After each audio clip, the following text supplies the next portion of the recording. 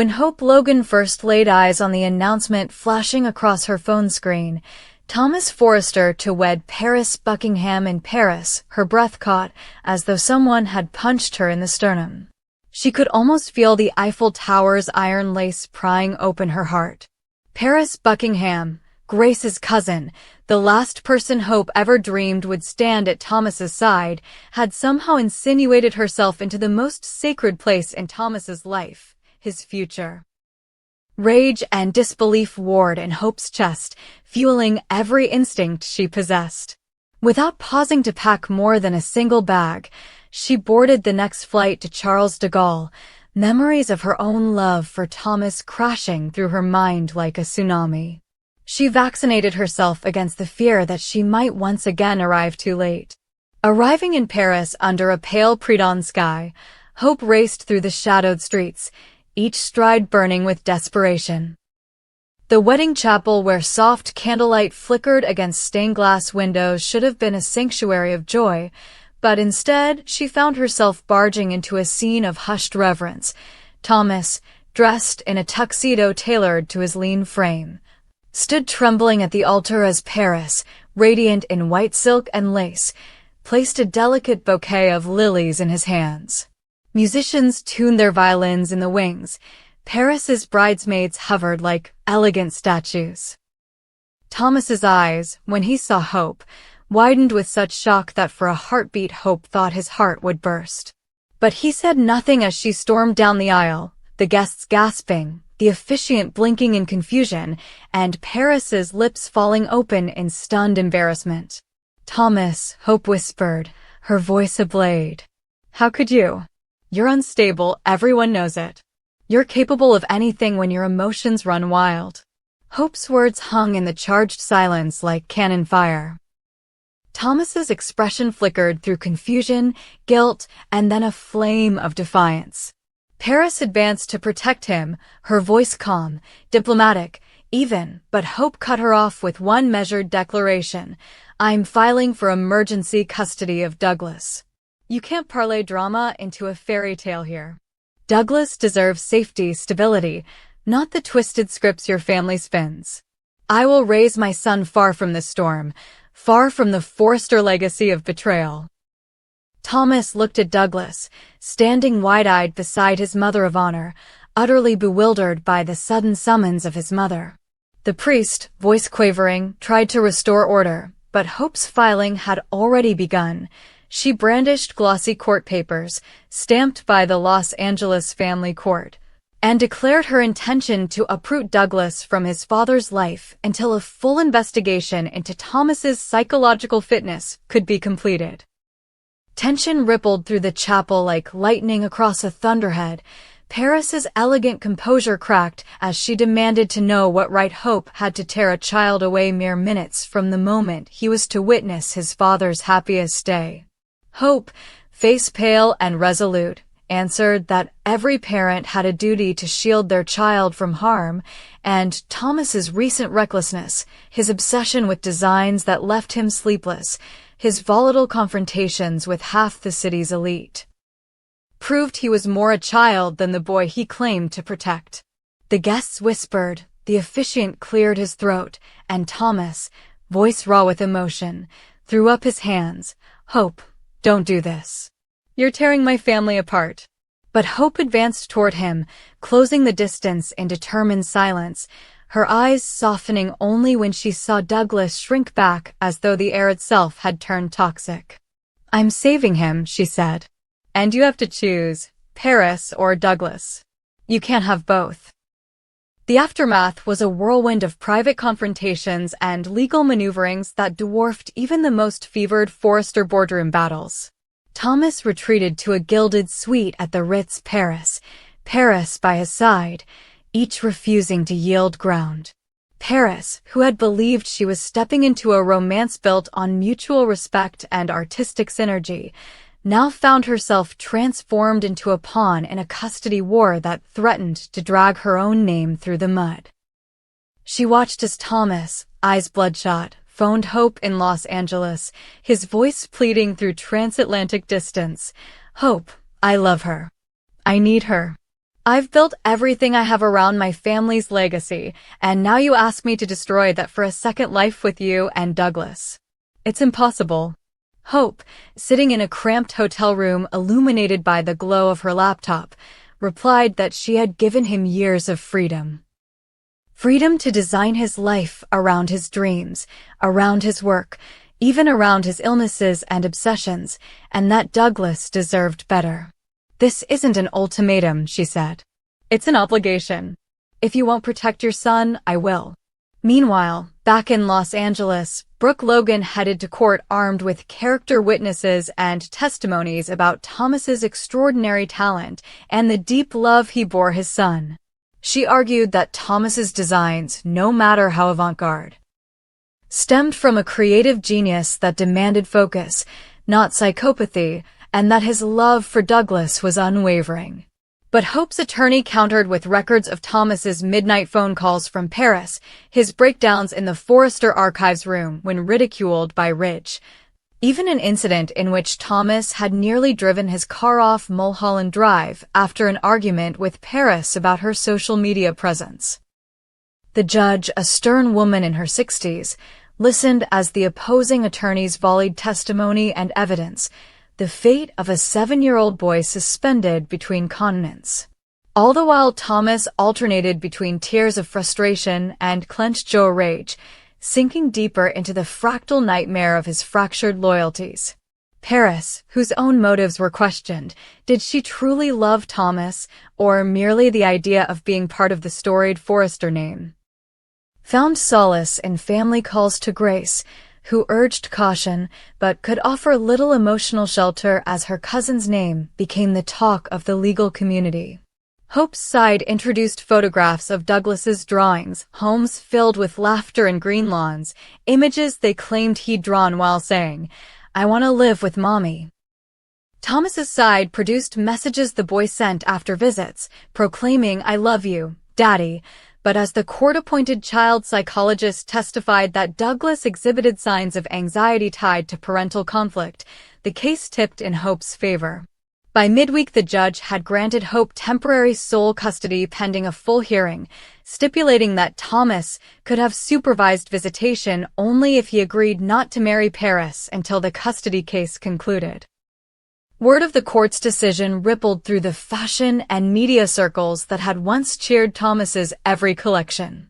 Headlines blared, "Forrester fiancé or father?" Thomas's toughest choice yet, and Hope Logan's bold move, saving Douglas from the family feud.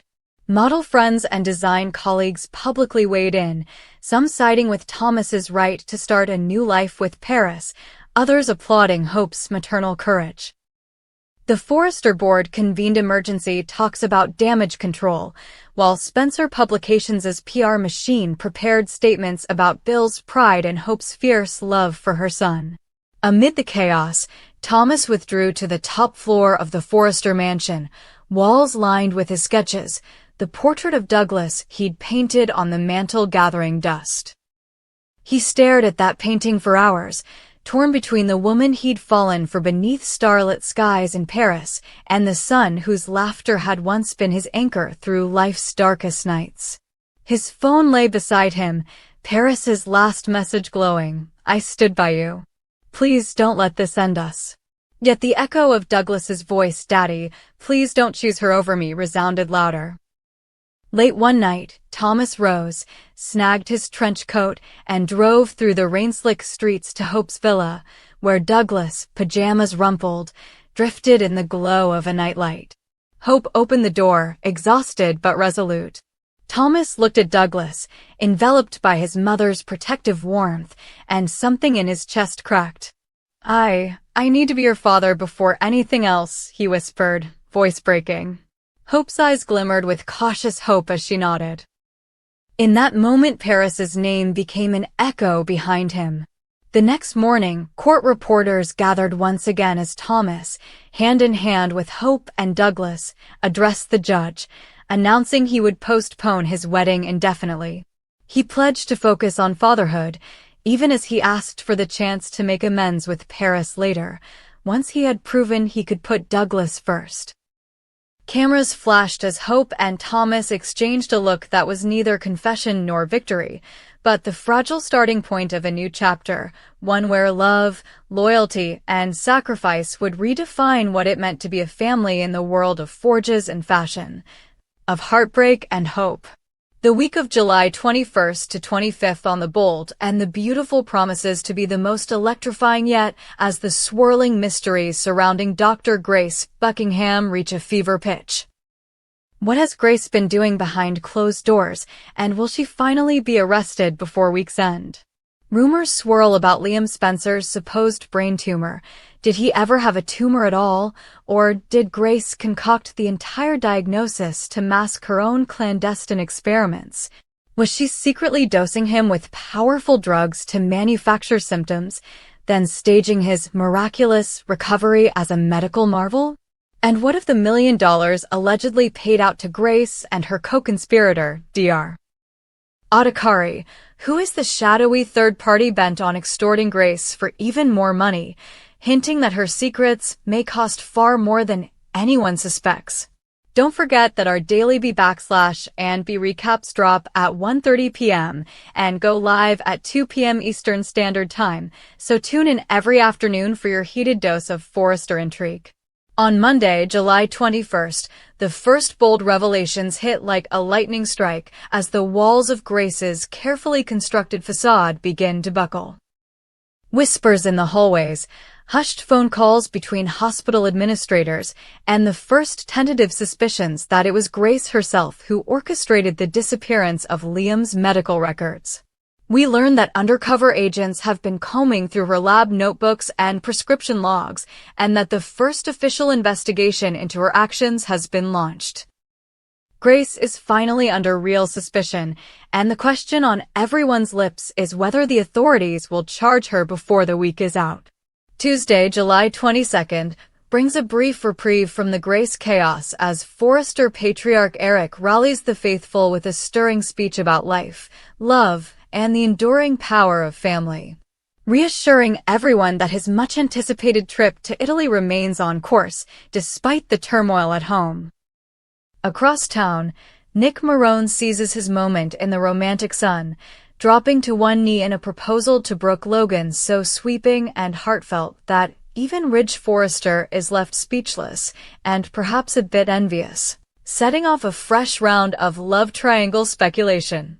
On Wednesday, July 23rd, drama shifts to the City of Light when Daphne Forrester returns from Paris unexpectedly, sweeping into Carter Walton's life with all the elegance of a whirlwind and leaving him reeling.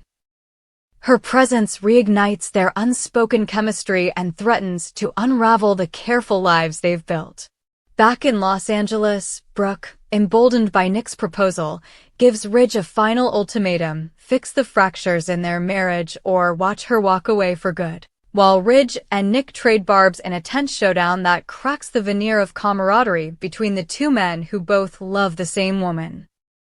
As Thursday, July 24th, dawns, Steffi and Liam Spencer find themselves drawn together by the traumatic ordeal that nearly claimed his life.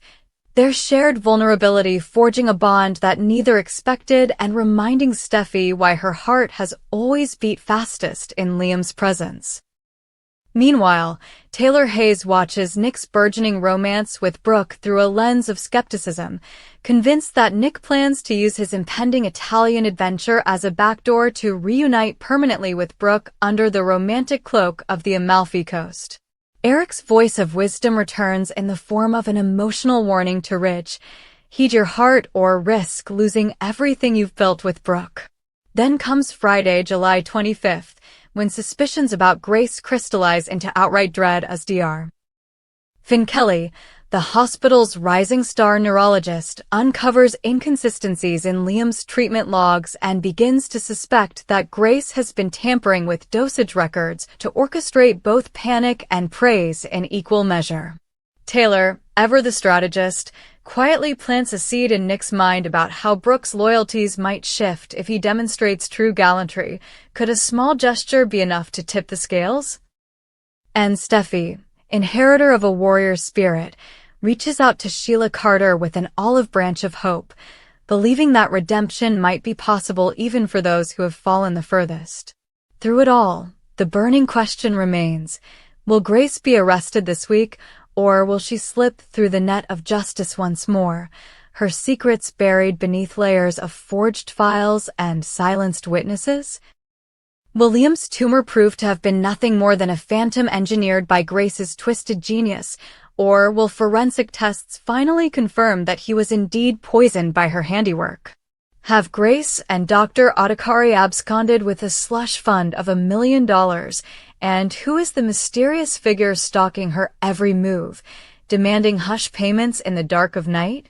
As each hour passes, alliances shift, loyalties fracture, and the true cost of ambition comes into focus. This is the week when truth and deception collide in a whirlwind of legal subpoenas, clandestine meetings in shadowed corridors, tear-stained confessions in sunlit hospital rooms, and courtroom drama that will leave viewers breathless. Stay locked to be / and be at 1:30 p.m. for your daily download, and watch the scandal unfold live at 2 p.m. Eastern Standard Time, because when it comes to the bold and the beautiful, every revelation is only the beginning of the story.